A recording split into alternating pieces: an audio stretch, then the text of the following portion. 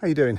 I am currently hiking in the Peak District, and I'm going to drive up here, and whilst I've been wandering about alone with my own thoughts, I've been thinking about a conversation I had with a client yesterday evening, and it's a conversation that, a similar conversation to what happens quite often, is I'll be having a chat with them about stuff they're going through, stuff I'm going through, and they'll say to me, "How are you always so positive?"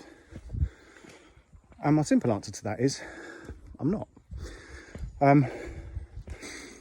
What I use and practice myself every day, I've done for a long time, and try to convey to my clients and to everybody that I meet really, is that we get tripped up by life. Life does have a really funny way of kind of messing us up from time to time. It's usually not just one particular situation we can probably cope with, maybe even two or three.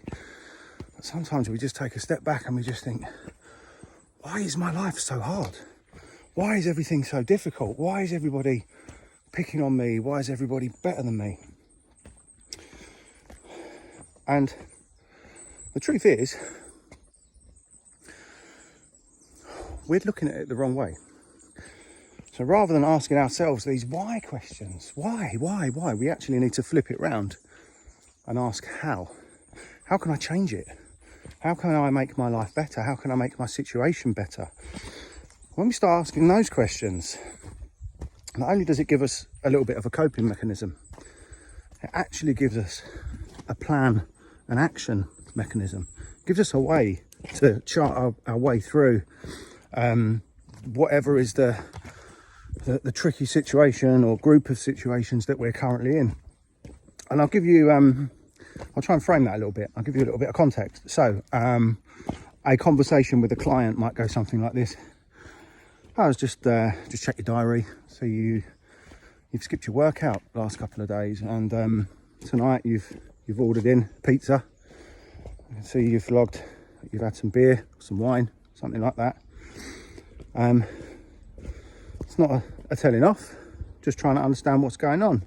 I couldn't work out. I was so tired. I had a really shit day at work. I just couldn't be bothered to cook, and I just needed to escape from that for a little bit. So then I asked the why questions. This is important. It's a therapist technique. I ask the why question because quite often we go through life completely just on autopilot, right? So we don't really pay too much attention. We just think it's our fault or it's someone's fault. We're always trying to assign the blame somewhere.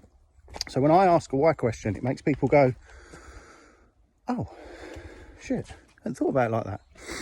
So I'll say, well, why was your day so tough? It's my job. My boss is a twat. It's always on my case. And I'll get halfway through my shift and it's just wore me down. So by the time I get home, I don't want to work out.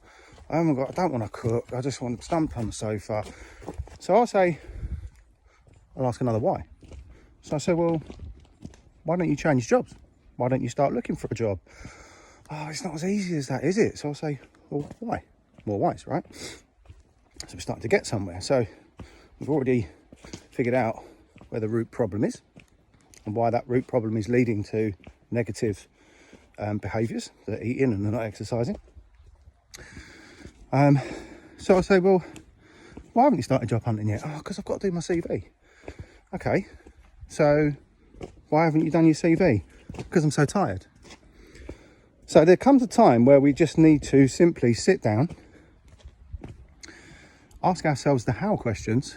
How can I change it? I.e., I don't like my job. It's leading to this negative behaviour. I can't change that habitual now behaviour on my own without making something which appears to be completely unrelated different. So the first step is the make it happen mindset. The make it happen mindset is not a way to just bludgeon your way through life. It's a way to strategically stop what you're doing. Get your head out of autopilot. Oops, nearly went. And figure out what's going on. Take stock, make changes, right? So it puts you completely in control. It's a very powerful thing to do. Make it happen in that particular situation will make that person say, right, okay, I want to make change happen. for the positive. How am I going to do that? So what we do is we start at the end. Okay, I want to be happy in a different job. So how do I get to that goal? You work your way back through the stages that are going to get you there. So the next stage back is that you need to get out and start job hunting, and a step back from that is that you need to sort out your CV, get that ready. So there we've got a roadmap straight away that is going to get us 3 stepping stones away from change behaviour that ultimately is going to make us happy. And that really is as simple and straightforward as it gets. And that there is a strategy for you that you can start using straight away. So if you've watched this video all the way through to the end, next time you think, oh, shit, something bad's happened, something terrible's happened, think, okay, so ultimately what do I want? I want to be happier. Okay, so what does happiness look like?